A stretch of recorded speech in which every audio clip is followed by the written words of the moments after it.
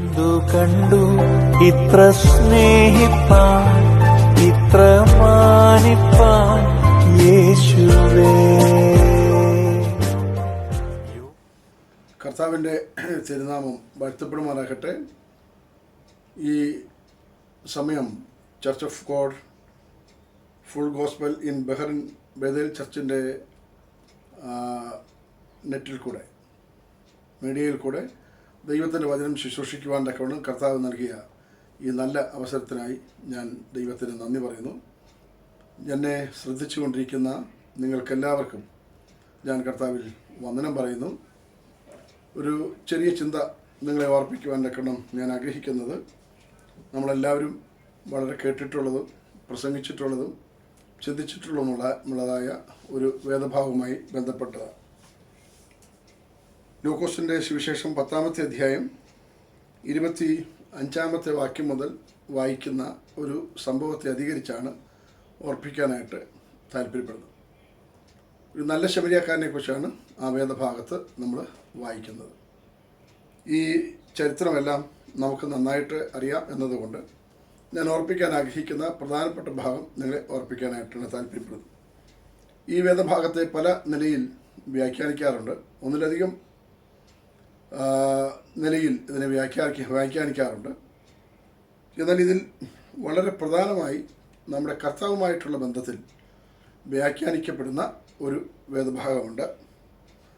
വേദഭാഗം ഞാൻ വായിക്കേണ്ട ആവശ്യമില്ലല്ലോ, സംഗതി നിങ്ങൾക്ക് എല്ലാവർക്കും അറിയാമല്ലോ. ലൂക്കോസിൻ്റെ സുവിശേഷം 10-ാമത്തെ അധ്യായം 25-ാമത്തെ വാക്യം മുതൽ താഴോട്ടുള്ള വേദഭാഗം. യെരുശലേമിൽ നിന്ന് യെരിഹോവിലേക്ക് പോയ ഒരു മനുഷ്യൻ കള്ളന്മാരുടെ കയ്യിൽ അകപ്പെട്ടതിനെക്കുറിച്ചാണ് ആ വേദഭാഗത്ത് വായിക്കുന്നത്. താഴോട്ടിൻ്റെ ബാക്കി കാര്യങ്ങളെക്കുറിച്ച് വായിക്കുന്നു. അനന്തരം ഒരു ന്യായശാസ്ത്രി എഴുന്നേറ്റ്, ഗുരു, ഞാൻ നിത്യജീവൻ അവകാശിയായി തീരുവാൻ എന്തു ചെയ്യണം എന്ന് അവനെ പരീക്ഷിച്ച് ചോദിച്ചു. അവിടെ വായിക്കുന്നത്, അവൻ കള്ളന്മാരുടെ കയ്യിൽ അകപ്പെട്ടു, അതുവഴി ഒരു പുരോഹിതൻ വന്നു, അതുവഴി ഒരു ലേവ്യൻ വന്നു, അതുവഴി ഒരു ശമരിയക്കാരൻ വന്നു. എന്നാൽ യെരിഹോവിലേക്ക് കടന്നുപോയ ഒരുവൻ, അവൻ ആദ്യം സംഭവിച്ചത് കള്ളന്മാരവിടെ പതിയിരിക്കുകയായിരുന്നു. കള്ളന്മാരുടെ കയ്യിൽ അവൻ അകപ്പെടാൻ തക്കവണ്ണം ഇടയായിത്തീർന്നു.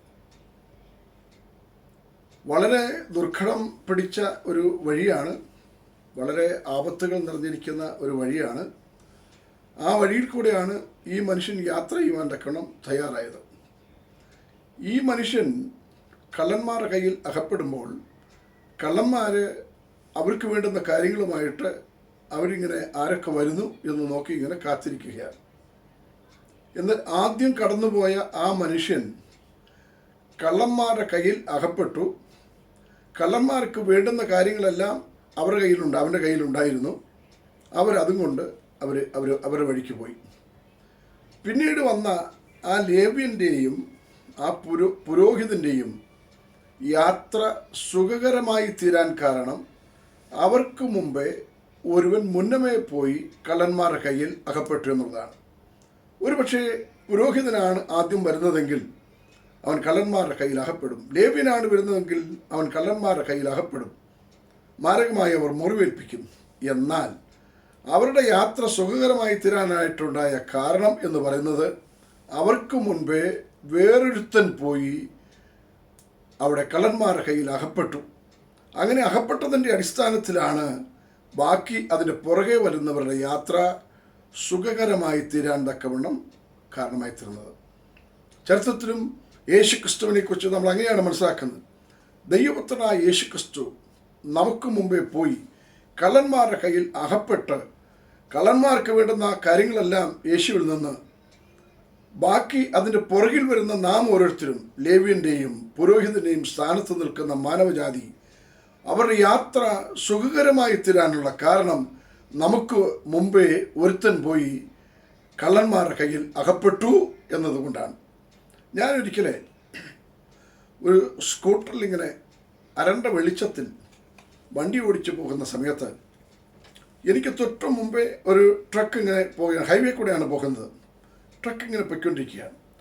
ഈ ട്രക്ക് മുന്നോട്ട് ചെന്നിട്ട് അത് പെട്ടെന്ന് സഡൻ ബ്രേക്ക് അടിച്ചിട്ട് ലെഫ്റ്റ് തിരിഞ്ഞിട്ട് റൈറ്റ് എടുത്തു പോയി.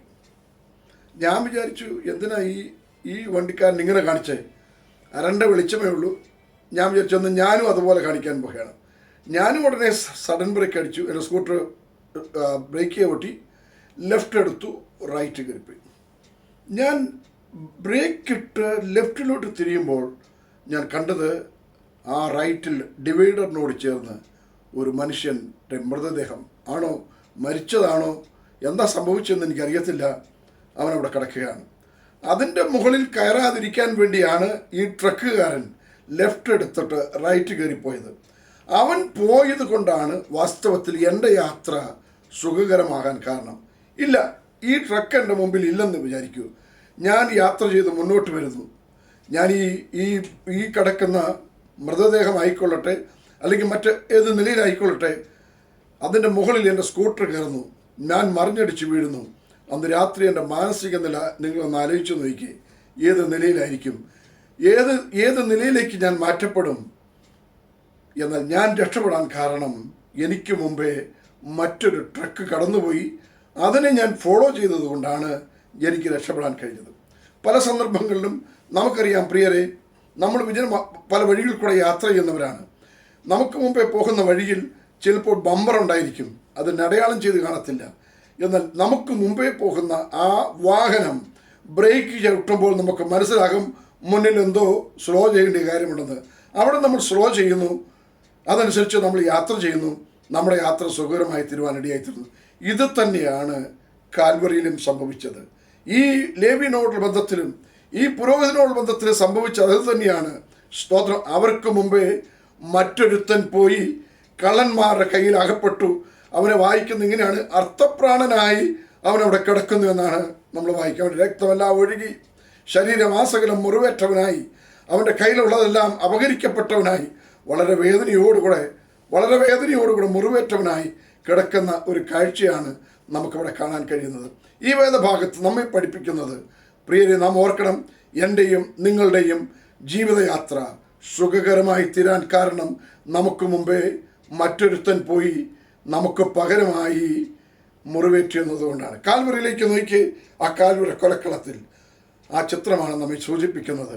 അവൻ നമുക്ക് മുമ്പേ പോയി നമുക്ക് വേണ്ടി പരമയാഗമായി തീർന്നതാണ്. ഞാനും നിങ്ങളും ഇന്ന് അനുഭവിക്കുന്ന ആത്മീയമായിക്കൊള്ളട്ടെ ഭൗതികമായിക്കൊള്ളട്ടെ ജീവിതത്തിൽ അനുഭവിക്കുന്ന സകല നന്മകളുടെയും അനുഗ്രഹത്തിൻ്റെ കാരണം നമുക്ക് മുമ്പേ ഒരുത്തൻ പോയി മുറിവേറ്റത് കൊണ്ടാണ്.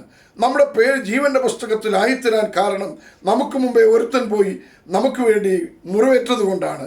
സ്തോത്രം. ആ ദൈവത്തോടുള്ള നന്ദി, ആ ദൈവത്തോടുള്ള സ്നേഹം ആഴമായി നമ്മുടെ മുമ്പിൽ ഉണ്ടാകട്ടെ. നമ്മൾ ഓർക്കുമ്പോഴെല്ലാം ആദ്യം പോയത് നാം ആയിരുന്നുവെങ്കിൽ, ആ പുരോഹിതൻ്റെ സ്ഥാനത്ത് നാം ആയിരുന്നുവെങ്കിൽ അവൻ കള്ളന്മാരുടെ കയ്യിൽ, ലേവിൻ്റെ സ്ഥാനത്ത് നാം ആയിരുന്നുവെങ്കിൽ കള്ളന്മാരുടെ കയ്യിൽ. എന്നാൽ ആ സ്ഥാനത്ത് അങ്ങനെ വരാതെ എനിക്കും നിങ്ങൾക്കും മുമ്പേ നമുക്ക് വേണ്ടി കടന്നുപോയ ആ ആദ്യത്തെ മനുഷ്യൻ, നമുക്ക് വേണ്ടി മുറിവേറ്റ ആദ്യത്തെ മനുഷ്യൻ, സ്തോത്രം. എത്ര വലിയ സ്നേഹമാണ്, എത്ര വലിയ ആഴമായ കരുതലാണ് പ്രിയരെ നമ്മോടുള്ള ബന്ധത്തിലുള്ളത്. വരാൻ പോകുന്ന ഒരു തലമുറയ്ക്ക് വേണ്ടി, മുന്നമ്മയുള്ള തലമുറയ്ക്ക് വേണ്ടി കള്ളന്മാരുടെ കയ്യിലകപ്പെട്ട ദൈവപുത്രനായ യേശു ക്രിസ്തുവിനെ നമുക്ക് ഓർക്കാം. ആ നന്ദിയോടെ നമുക്ക് ജീവിക്കാം. അവൻ്റെ പാദത്തിൽ നമുക്ക് നമ്മെ തന്നെ ഏൽപ്പിക്കാം. ഈ സമയം, ഈ ചിന്ത നമ്മുടെയൊക്കെ ജീവിതത്തിൽ ധന്യമാക്കി തീർക്കട്ടെ. കർത്താവിനുള്ള സ്നേഹത്തിൻ്റെ ആഴം വർദ്ധിക്കുവാനൊക്കെ ഇടയായി തീരട്ടെ. ഞാനൊരു വാക്ക് പ്രാർത്ഥിക്കുന്നു. പ്രിയ കർത്താവെ, അങ്ങയുടെ തിരുനാമത്തെ സ്തുതിക്കുന്നു. ഈ സമയം ഞങ്ങൾ കേട്ട ഈ ചിന്തയ്ക്കായി സ്തോത്രം. ഞങ്ങൾക്ക് മുമ്പേ ഞങ്ങൾക്ക് വേണ്ടി കടന്നുപോയി കള്ളന്മാരുടെ കയ്യിൽ അകപ്പെട്ട് ഞങ്ങളുടെ യാത്ര സുഖകരമായി തീരുവാൻ ഞങ്ങൾക്ക് വേണ്ടി പ്രവർത്തിച്ച ദൈവത്തിൻ്റെ അത്ഭുത പ്രവൃത്തിക്കായി, ആ മഹാസ്നേഹത്തിനായി ഞങ്ങൾ തിരുനാമത്തെ വാഴ്ത്തുന്നു. ആ കള്ളൻ അർത്ഥപ്രാണനായി, രക്തമൊക്കെയും വാർന്നൊലിക്കപ്പെട്ടവനായി, ശരീരത്തിൽ മുറിവേറ്റവനായി, അവൻ്റെ കയ്യിലുള്ളതെല്ലാം അപഹരിക്കപ്പെട്ടവനായി മരണത്തിലേക്ക് അവൻ യാത്ര ചെയ്തതുപോലെ പ്രിയ കർത്താവെ, കാൽവരിയുടെ കൊലക്കളത്തിൽ ഞങ്ങൾക്ക് വേണ്ടി പരമയാഗമായി തീർന്ന ആ ദൈവപ്രവൃത്തിക്കായി ഞങ്ങൾ അങ്ങേക്ക് നന്ദി പറയുന്നു. അങ്ങയോടുള്ള സ്നേഹത്തിൽ ജീവിപ്പാൻ ഞങ്ങൾക്ക് വേണ്ടി നീ മുന്നമേ കടന്നുപോയി ആ വഴിയെ തെളിച്ചതിൻ്റെ ആ സ്നേഹത്തോട് ജീവിപ്പാൻ കർത്താവെ ഞങ്ങൾക്ക് അവിടുന്ന് കൃപയണമേ. ഈ ശബ്ദം കേൾക്കുന്ന എല്ലാവരും അത് ധ്യാനിക്കുവാൻ, അവരുടെ ജീവിതത്തിൽ ആ നന്മ അനുഭവിപ്പാൻ സ്വർഗമിടയാക്കണം. സകല നന്മകൾക്കായും സ്തോത്രം. ഞങ്ങളുടെ യാത്ര നീ സുഖകരമാക്കി തീർത്തതിനാൽ ഞങ്ങൾ അങ്ങേക്ക് നന്ദി പറയുന്നു കർത്താവെ. യേശു ക്രിസ്തുവിൻ വലിയ നാമത്തിൽ തന്നെ ആമേൻ. കർത്താവ് നമ്മെ എല്ലാവരെയും അനുഗ്രഹിക്കട്ടെ. എന്തു കണ്ടു ഇത്ര സ്നേഹിപ്പാൻ, ഇത്ര മാനിപ്പാൻ യേശുവേ. യോഗ്യനല്ല ഇതു പ്രാപിപ്പാൻ, ഇതു കൃപയതാൻ യേശുവേ.